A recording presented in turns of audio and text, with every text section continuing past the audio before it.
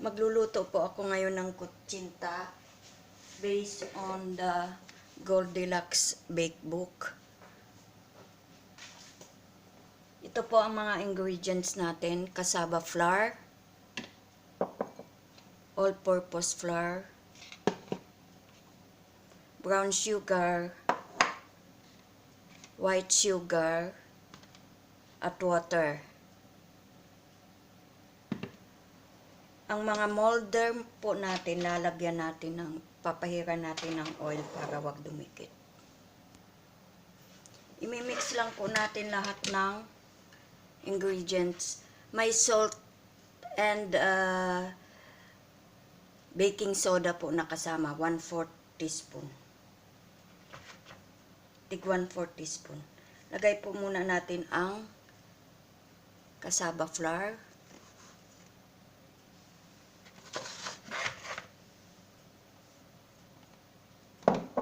Next, ang all-purpose flour.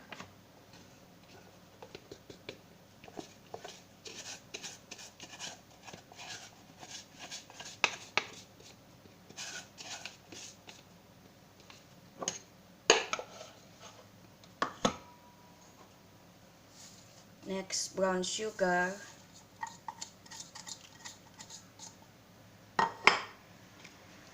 White sugar.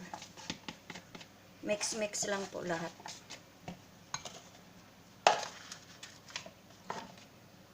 And I'm going to take the 1/4 teaspoon of salt and 1/4 teaspoon of baking soda. Ito po, 1/4 teaspoon of baking soda and 1/4 teaspoon of salt. Mix lang po natin lahat yan.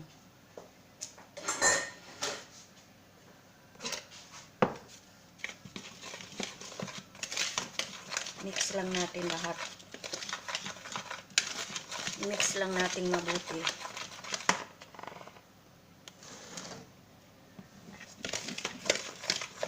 And then, ilagay na natin ang 1 1/3 cup of water.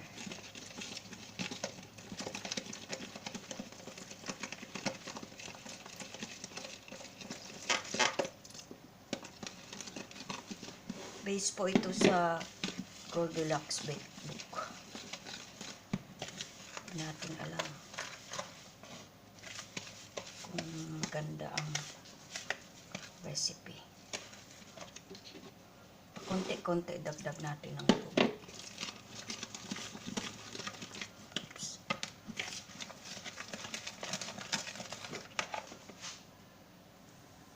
Isasala po natin ang mixture para sure na walang buo-buo.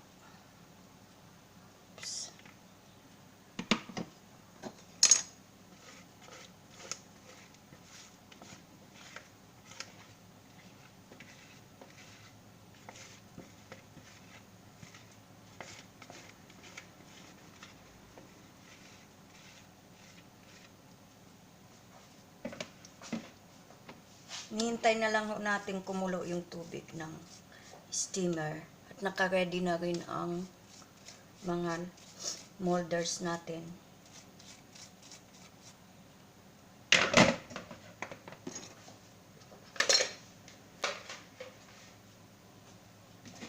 Pwede na nating ilagay ang kutsinta mixture.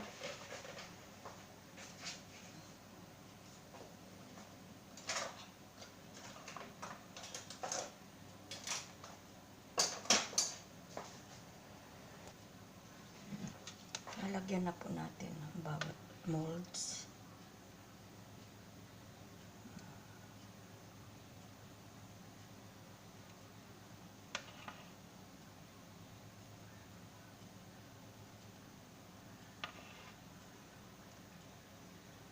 Kailangan mga 3/4 lang.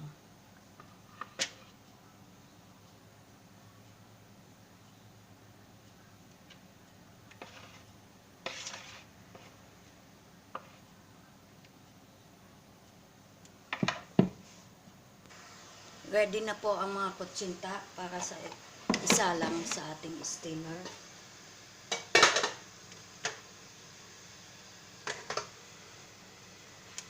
2 layers.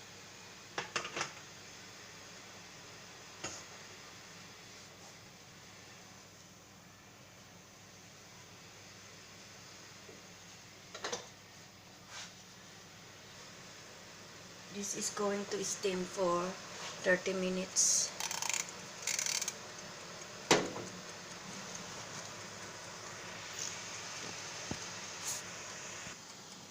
Ito na po ang kutsinta natin. Medyo light brown.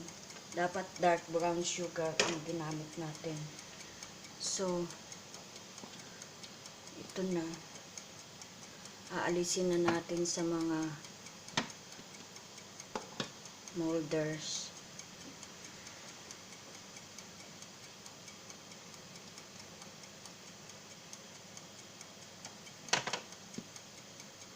Dapat dark brown para mas dark ang kutsinta.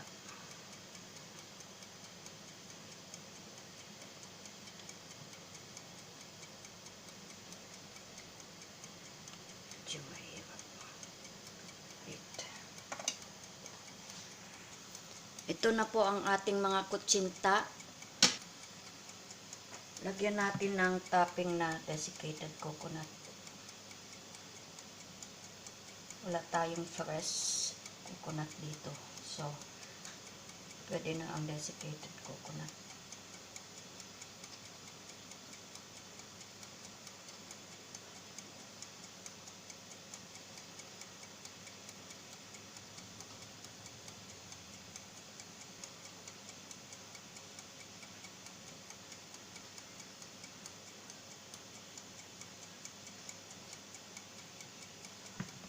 Ito na po ang ating kutsinta recipe.